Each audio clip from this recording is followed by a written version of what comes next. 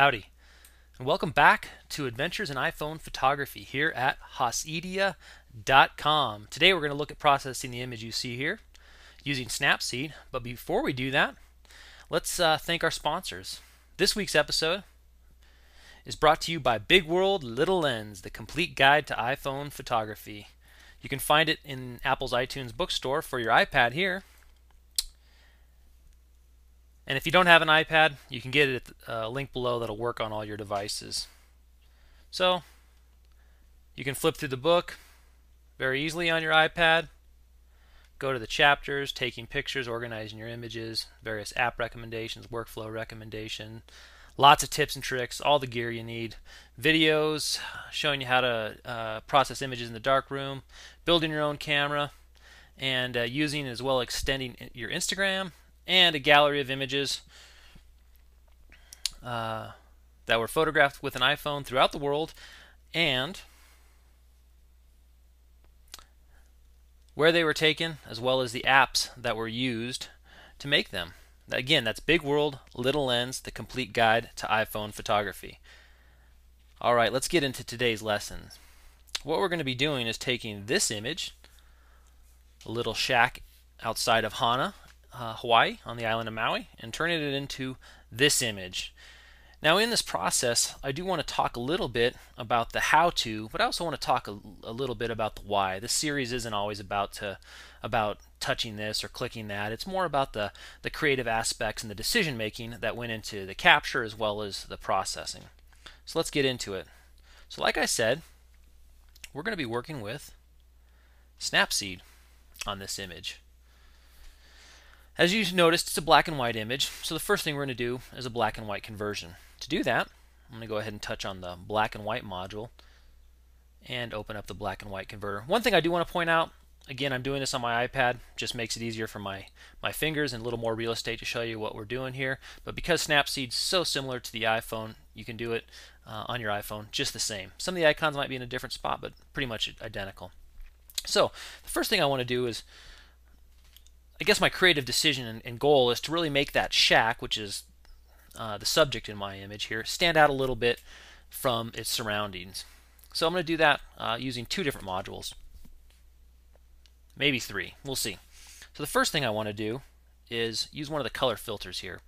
Now what color filters do in black and white images, let's say we use a red filter, it's going to lighten up the warm colors, but then it's going to darken the cooler colors. So the blues and greens are going to get darker, the reds, oranges, yellows are going to get brighter. So if you see, we do that.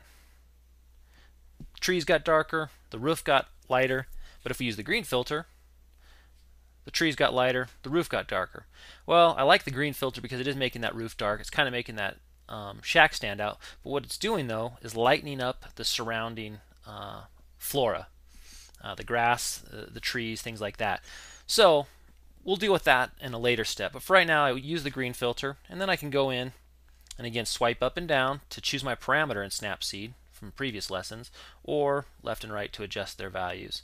So we're going to leave brightness where it was, and we can increase the contrast. See how it's getting a little bit darker there? So we're not going to go too high because we're going to use some other tools later, but we'll put that around 10.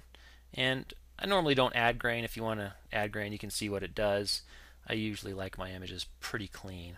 So if you'd like to compare, touch the landscape icon, you can see where we came from, and then go ahead and touch apply. Now as that's processing, like I mentioned, I want to make the image, the shack, or the subject shack, the subject, the shack there, pop out from the image. So what I want to do is kind of darken the areas around that. One great thing about Snapseed, and there's a lot of great things about Snapseed, but this is simply amazing, is the selective adjustments. Oh, let me go back if you didn't see that. The selective adjustments with that little B on there, let's go ahead and touch that. Now what this lets you do is selectively adjust areas of the image. As you saw in the black and white conversion, or many of the conversions, they're global adjustments. They're going to affect the entire image. With selective adjustments, you can simply touch the add and tap somewhere on the image, and you'll see this little, what they call U point or a control point. So if you hold down on it, the little zoom lens or the little loop shows up. And now if I pinch or unpinch, that's all I'm doing, is you can see that red. And that red is what they refer to as the area of influence. So this is going to be the area of the image that's going to be affected by the adjustments we're about to make. So we're going to basically try to darken up the trees to the left of the shack and to the right of the shack so that white really stands out from a very dark background. That's my creative intent here. So I've got the area of influence pretty good.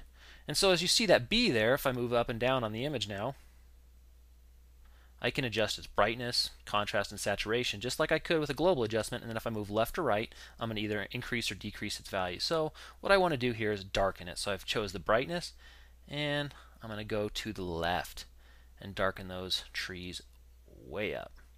Okay? Now, I want to apply that same adjustment elsewhere. So I'm going to tap on it, copy, and then where over here, I'm going to go ahead and touch paste. But I don't want the area of influence to be quite as big, so I'm going to go ahead and dial it in a little bit right there. And I'm going to go ahead and touch paste again.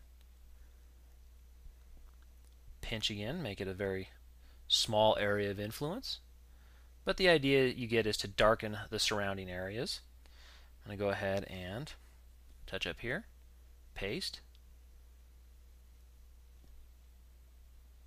and put it over here.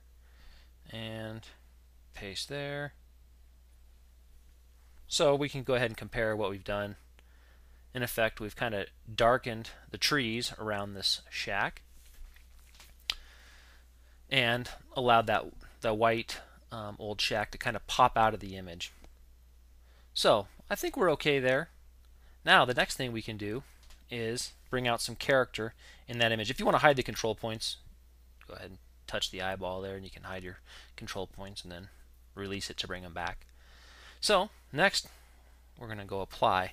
Now the final thing I want to do in this image is increase this shack's, I guess, character or texture.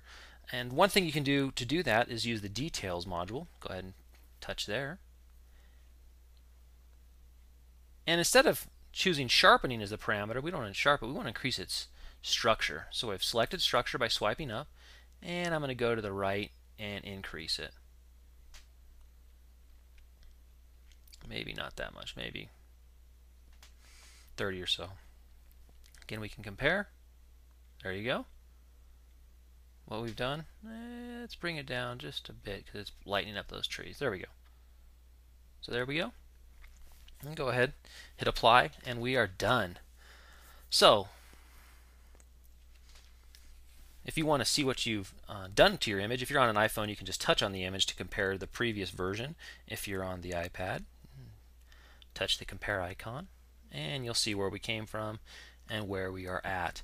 So the creative decision behind what I did, the reason I did it, was to make that shack very white and separate it from its surrounding elements that I created or decided to make darker. So what I did is a black and white conversion, applying a green filter to it, or excuse me, a red filter to it.